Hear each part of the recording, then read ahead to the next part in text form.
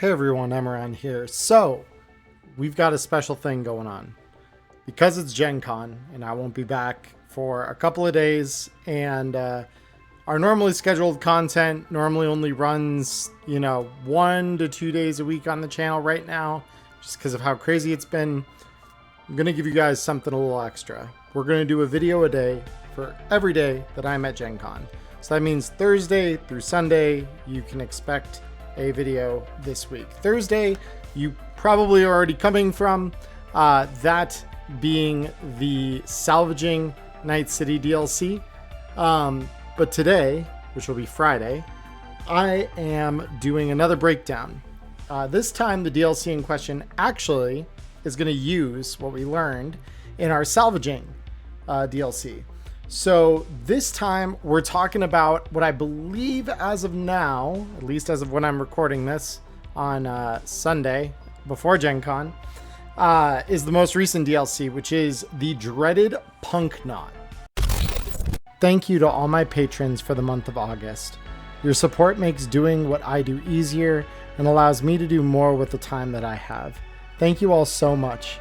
If you would like to support me in what I do, please join these fine people by following the link in the description below.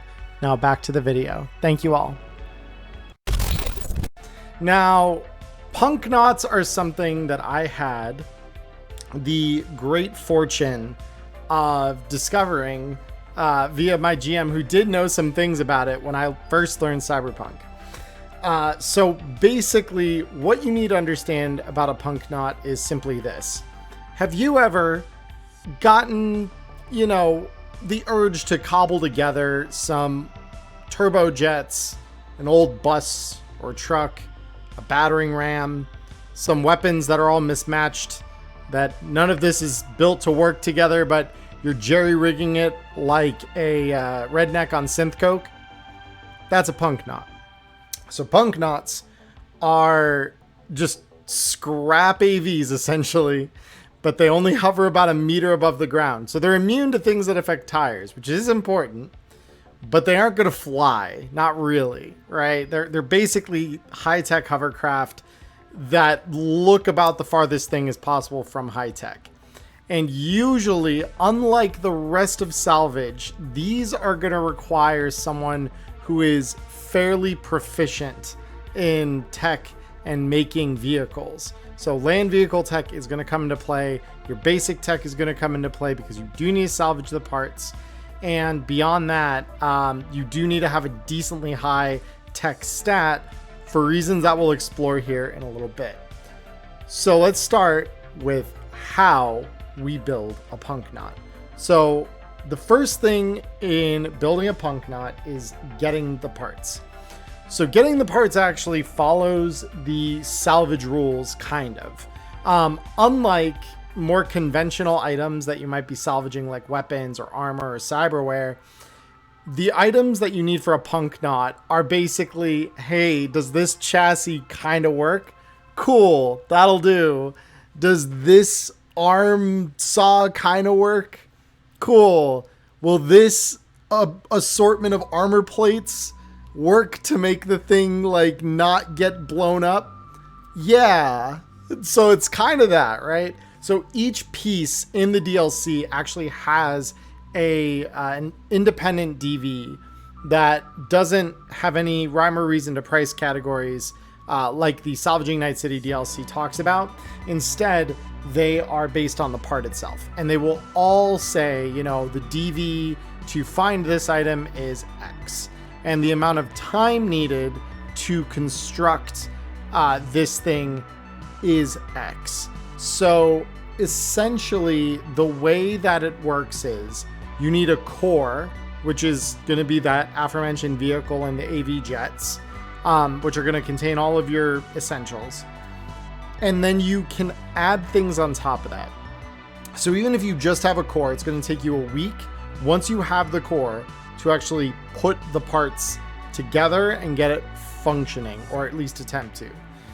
So once you have the core, you also can get things like armor, buzzsaw arms. They've got catapults for those of you who want to go medieval on a corporation. We've got combat spikes.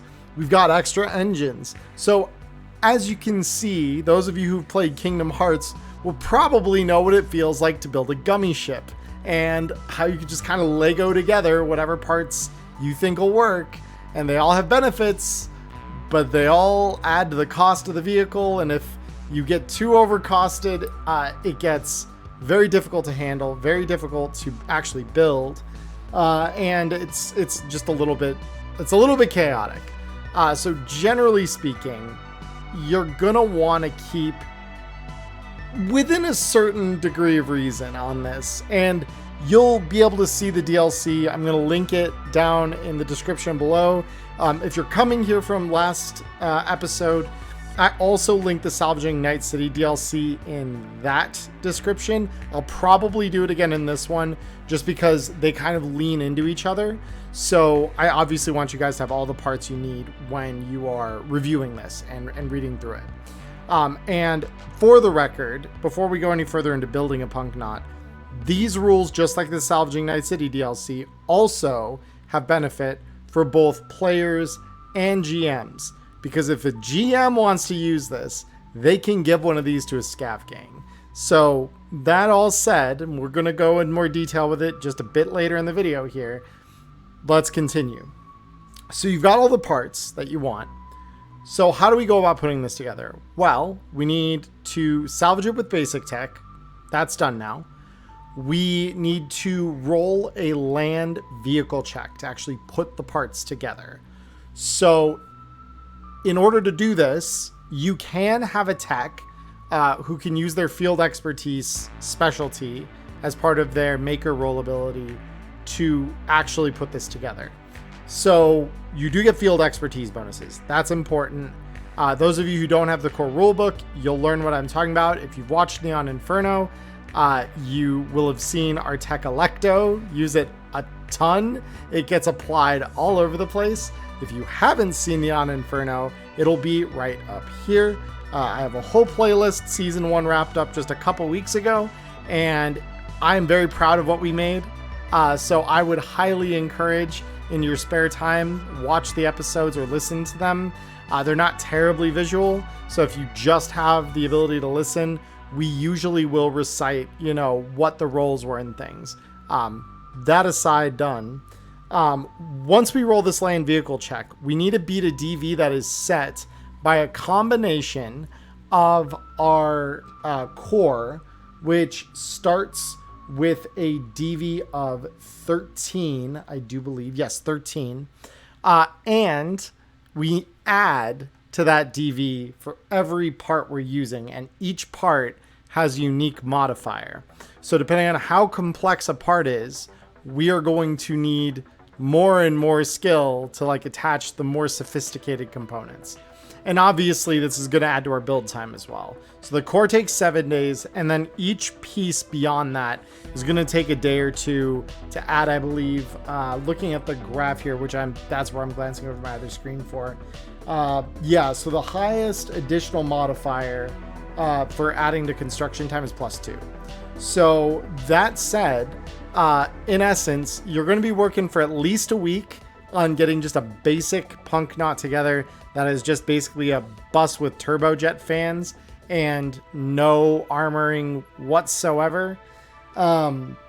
If you want much more than that, though, you're going to be adding a couple of points on the DV and a day to 3, depending on what you're putting on there. And so what you are going to do is, once you make that check, or your tech makes the check, if you've got one, once you got that land vehicle check, one of two things is going to happen. So if you pass, your Punknaught is operational and will remain so for the number you beat the DV by. So if your Punknaught, for example, ends up being a DV of 15 to make, so that's the DV you have to beat, so you have to roll at least a 16. So let's say, your DV is 15, you roll a 17. Your Punknaught is viable for 2 hours. You got 2 hours, and there's no will they, won't they. This thing is cooking from the second those engines light up after construction. So you gotta go. Once this thing's built, you are on the clock. You are flying out wherever you're going. And what is gonna happen is about to happen. So beyond that, the SDP, this is the one thing that I didn't look at beforehand. So give me 2 seconds. Here we go. So a basic Punknaught has 60 SDP. So that's structural durability points. So that's like the HP for it. 60 points. And the good news is it's assumed, even just at a core, to have basically a combat ram installed on the front. So the occupants of it aren't going to take damage from ramming through stuff. The Punknaught isn't going to take damage from ramming through stuff, which is really good because now we're going to talk about what happens when that Punknaught inevitably either runs out of time or is shot at too much. So when we get to that final fateful step, we go to death of a Punknaught. So unlike normal vehicles, Punknaughts, unstable, cobbled together abominations that they are, will have some interesting things happen when they go out. So they actually roll death saves like a normal character would. And this death save is not made against a body stat, but rather it is made against the tech stat of the construction boss. In other words, the tech or tech inclined person that put this thing together and made it roar for the first time. So at the end of its clock or at the end of its SDP, you start making death saves against that. If you fail a death save on this thing, we roll against the death table, which is 6.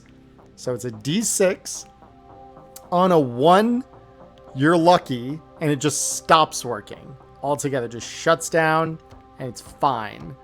Like, fine, relatively speaking, right? Like, there could be other things outside the Punknaught that caused it to stop, and that's now a problem that you're going to have to deal with as edge runners, but at least the Punknaught isn't your problem. Because if you don't roll a 1 on this table and roll anything else, it's pretty bad. And it can be bad for just you guys inside of it, or it could be bad for everyone in the immediate area, whether you are there still or not. So the Punknaught can either have its engines roar to life, the fuel ignite, both of these things, in which case if its engines roar to life, it rams in a single direction. If it runs into anything, it's treated as ramming. If its fuel ignites, everything nearby in a so anything within it or on top of it is now on fire strong. So you're taking 4 damage a turn until you put yourself out, which is a lot. And then you've got the possibility for both of these things to happen, in which case it barrels forward, lighting everything on fire in its path in this fashion.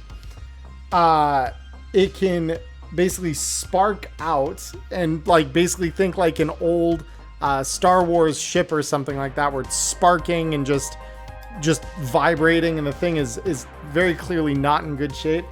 In which case it treats anything inside or on top of it as being hit by a very heavy melee weapon. So that's 46, and it is not evadable.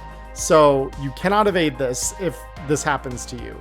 You have to take the damage, but the damage is ablated by your armor. Although because it is a melee weapon, remember that your armor is only half effective against this. And then finally, we have the Punknaught explodes. It go boom. And if it go boom, everything within 6 meters, so it's 3 squares of the Punknaught itself, or that is inside or on top of it, are treated as though they have just been hit with an armor-piercing grenade. And this explosion, as far as I've read it here, cannot be dodged. Cannot be evaded because there's no hit roll. It just goes. So you cannot escape this thing if it blows up right next to you. And in any of these cases, everything used to make this Punknaught, components, weapons, everything, is destroyed beyond repair. So once that Punknaught is dead, it is a metal carcass and it is good for nothing. It is just gone. So you're basically using it to breach the front door and then scramble the hell out of it before the thing explodes. And if you're lucky, maybe you can come back to it at the end of the gig, take it, near enough where you need to be at the end, and then just send it flying off into Night City's harbor, and just that's the last we hear about the Punknaught. So ultimately, this isn't something you can buy. That's the fun part. It has to be salvaged. All these parts are ramshackle salvage bits. None of them are professional grade anything.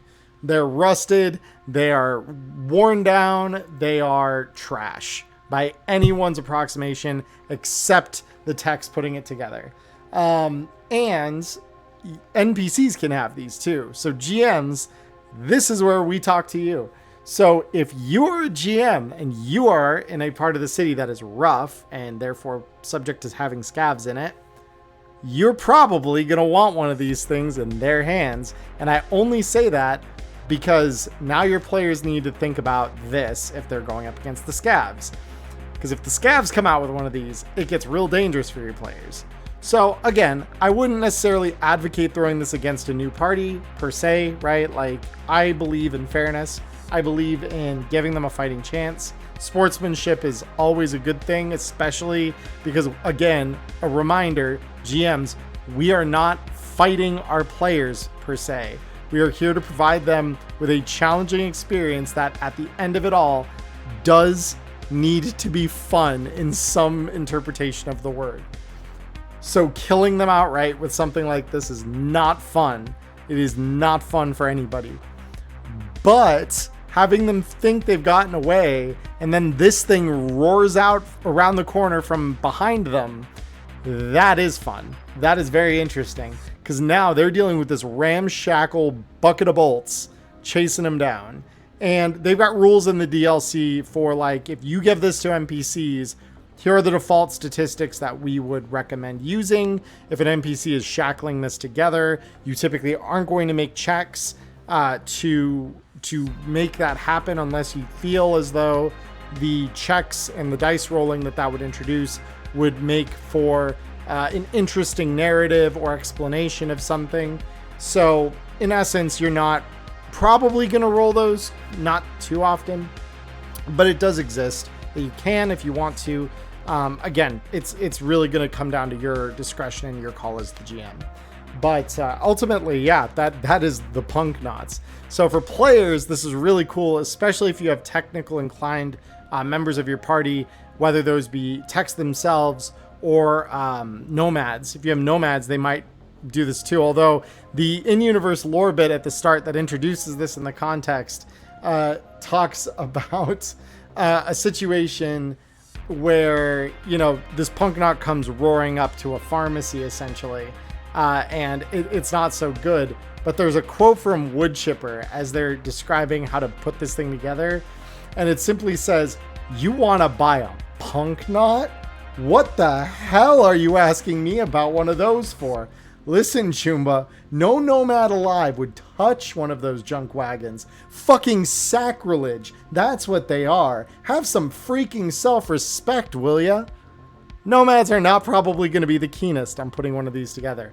But if your crew is desperate enough and low enough on eddies and they need a sacrificial, workhorse to do the job that otherwise might cost that nomad their shiny, shiny car, you might see a nomad consider one of these if given the right incentives, right? So it is something worth mentioning because as I understand it, nomads do get bonuses to land vehicle tech checks using their moto skill. So you do benefit from some of the technical know-how if you are having a nomad put this together and they have a decently high tech stat. So yeah, techs, nomads, maybe even a netrunner or a med tech if they are particularly technically inclined in the basic tech or vehicle tech categories. Again, I'm not sure like if I would make a netrunner personally that is leaning into the skill just because I feel like there are skills I'd take before that on netrunner.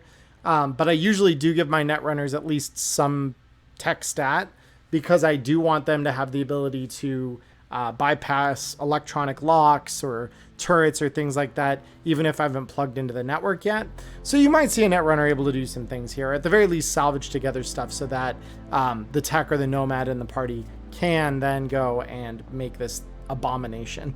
So with that all said, though, I think that's going to pretty much cover it for this week. Again, I'll have this DLC as well as the Salvaging Night City DLC both linked down in the video description here.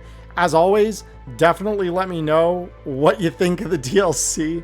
Let me know if you've run it at your table, if you've got any really good stories or great implementations you've seen of it. Definitely let me know. I'd love to hear those stories. And if there's anything you think I haven't covered about this that is particularly noteworthy, good, bad, or indifferent, or if something I need to expand upon a follow-up, please do let me know. I'd be more than happy to do that and to touch base with this again after I return from Gen Con next week. But that's going to do it, I think, for this episode. So again, my name is Emmerron.